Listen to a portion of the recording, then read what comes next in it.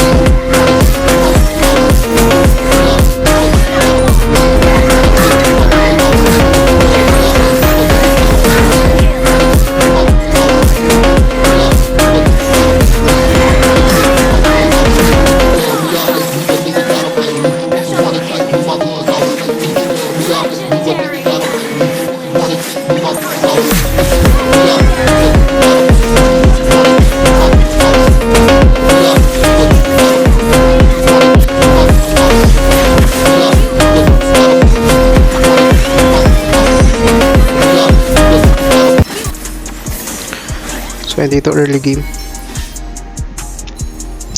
So mag-i-invade ako dito kasi nag-retro yung core nila. So good thing naman may follow up tayo sa mga kasama natin. Pero masyado akong maasim dito guys. Ayan. I-try lang namin ito ba natin. So titignan ko yung pumasok. So ayun yung mga kasagpili. So medyo lugi ko sa crowd control. Yan din naman ako ng crowd control na bigyan ako dun. Naunahan tayo dito. So dito naman ito may clash dito kanina. So pipitas tayo. So nakita natin yung tank nila, low health. So nakuha natin yun guys. Pero ang problema dito sa area na to, nagkaroon tayo dito ng pag-aasim. Masyado tayo maasim dito. May pa pala yun, may spell pa pala, kaya nabigyan tayo. So dito medyo nahiyan ako sa mga kasama ko. Sabi nga may dumo pa ako. So dito nakita ko may clash mga kasama ko. Ayan, try ko bigyan yung moves nila. Pero hindi nakuha. So dito, ayan. Ito na lang, na-activate natin yung skills natin at nakapag-dash out tayo din. So dito may skill clash tayo dito guys.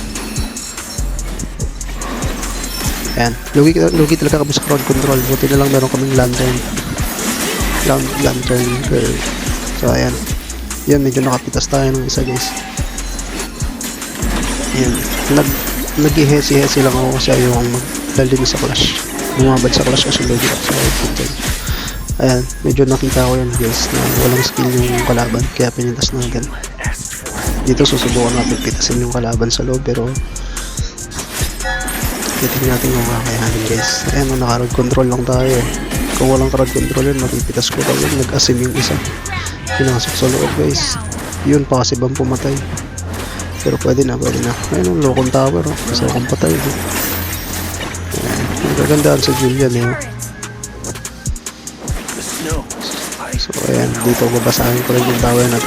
Pag ako nag-Julian, mahilig ako magbasa ng tower kasi may enhance yung basic attack na. Ayan, tulad niya hindi siya makaalis. May skill yan, ayaw nilang gamitin, pero aware ako dun. Alam ko kasi na makatakas ako kasi may ayaw nilang gamitin kasi nire-reserve niya yung ulti niya para sa clash.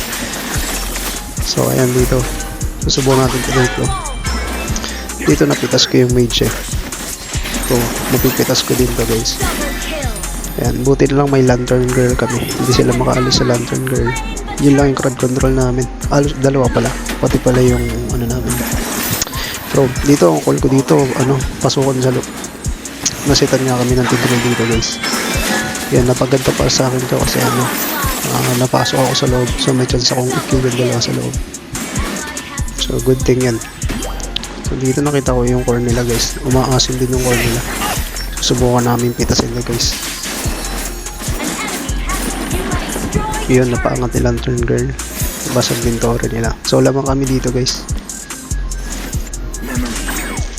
Ayan, vision lang guys. Dito umaasim yung nila, Ruby buti lang. Ito target ko dito mage, syempre yung backlight tayo guys. Priority nyo yung backlight kasi yun yung masakit sa mga panira sa dito. Susubukan mo i-burst tong Ruby na to. Ang call ko dito pasukan sa loob, pero nahila ako dito guys. So ayun, buti nilang may third second skill tayo. Nakapokus yung tower sa kasagpi ko, kaya na ano natin yun, na-execute natin yun guys. Dito pipitasin natin yung tigrin kasi low health siya. Malakas yung burst ko eh. So medyo nag-aasin kasi Pico, gustong pasukan sa loob kaya ako nang pumasok. So dito, nandito rin yung core nila. So tatlo kami, gusto namin bigyan to eh. Pero dumating yung marksman nila. Nag-dash in ako sa kanya lang nakapag-dash out siya. At ako yung nabigyan. Tapos sa mga ginawa nila dito, nag-take advantage sila kasi wala ako. So pinipilit nila mag-lure dito. Pero yun, ang kagandahan, naki-S nung kasama ko kaya napa-heart ako dun. So dito, ipupush ko na itong top. Since busy sila dun sa baba. So ayun, basic attack lang tayo. Lagi lang naka-ready yung third second skill ko sa ano, para ma-anti-crowd control ako. Mage lang naman inaalala ko. So ayun siya. Pumasok kaya nabigyan natin guys. So dito susubukan kong bigyan itong mga to pero hindi kaya. Masyadong maraming crowd control. Pero kung walang crowd control, hindi pipitasin niya. So yun, napitas natin yung marksman dito. Ipagtulungan tayo guys. Pero yun, tayo yung nabigyan. Tapos dito nakakuha sila ng lord kaya susubukan na nilang i-ento kung makakatok na sila sa amin. So yun, pero hindi sila makapasok guys. Binabantayan sila ng aming green na dragon at ang aming lantern girl. So yun ang pinakasok namin guys. Nabakbakan sa gitna. Ayan, medyo nahuli ako dito. Nakitas namin yung isa. Crowd control ko, kanya lang yun. Nakakapigit kasi yung mage sa likod kaya nalulugi kami. So wala nagre-reach doon. So dito second flash to. Doon skip ko na lang ito. Sumuko na. Nahabol namin sila guys. Dito nagkaroon ako ng chance dito kasi sa gilid ako bumaan. So dito yan. Charge kila natin. Mapipitas natin yung marksman doon.